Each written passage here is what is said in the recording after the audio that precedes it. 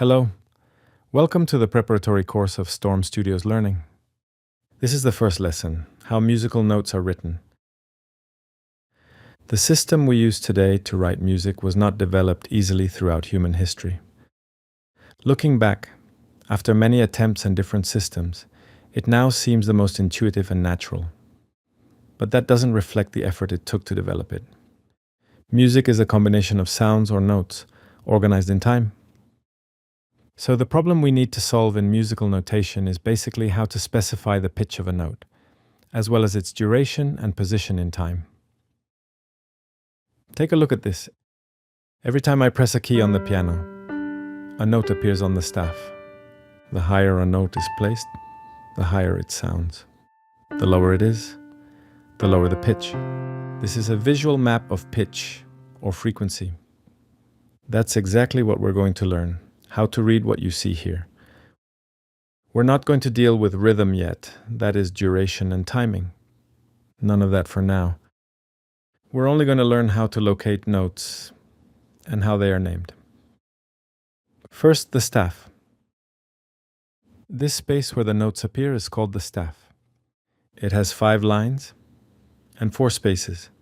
Notes move from line to space and back to line again. And they can even go beyond the staff using additional lines and spaces.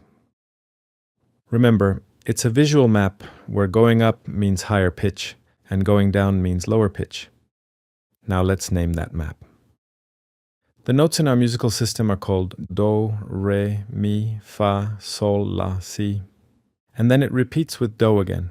In the American system, these correspond to the letters A, B, C, D, E, F, and G. But starting from A is La, B is Si, C is Do, D is Re, E is Mi, F is Fa, and G is Sol. On the keyboard, every note immediately to the left of 2 black keys is a C. In notation, we use clefs to locate the notes. For now, we'll focus on the treble clef and the bass clef. There is another clef, the alto tenor clef, but you won't need it in this course. Let's switch to the treble clef.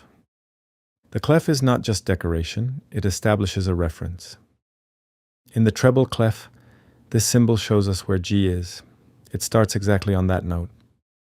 From there, everything else is calculated, moving up or down, line by line and space by space. Let's do it together.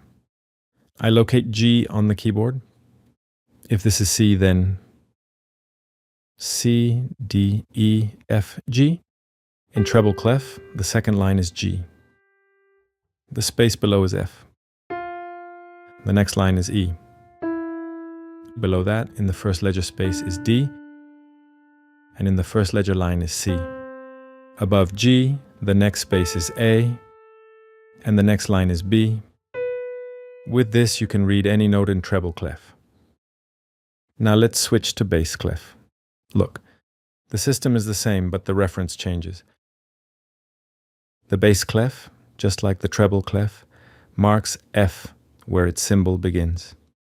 Let's locate F on the keyboard. C, B, A, G, F. The fourth line is F. The space above is G and the next line is A. Above that, the next space is B. Below, the space is E and the line is D, and so on. This C, although written differently in both clefs, is the same note. That's what allows both clefs to complement each other. The treble clef covers notes above that C, and the bass clef covers notes below it. Up to this point, every position has a name, but we've only named the white keys of the piano, what we call natural notes. What about the black keys? To name black keys, or notes that are not natural, we use accidentals. First, you need to know that the distance between any note and the next one above or below is a half step, or semitone. If the note is the immediate higher one, we call it sharp. If this is D, this is D sharp. If it's the immediate lower one, we call it flat, D flat. From G, for example, this is G sharp and this is G flat. You can see that the same note can be called G flat or F sharp. When we call it F sharp or G flat, depends on harmony. Once you understand harmony, that confusion disappears. For now, we only care about reading them. In the special case where there is no black key between two notes, like between E and F, F can also be called E sharp, and E can be called F flat. What matters is how many semitones you move from the natural note, not whether the key is black or white. You should also know that harmony allows double sharps and double flats. Let's see it on the keyboard. This is A, this is A sharp, and this is A double sharp. Going down, this is A flat, and this is A double flat. Notice that A double flat is also G. When a note can have different names but is the same sound, we call that enharmonic.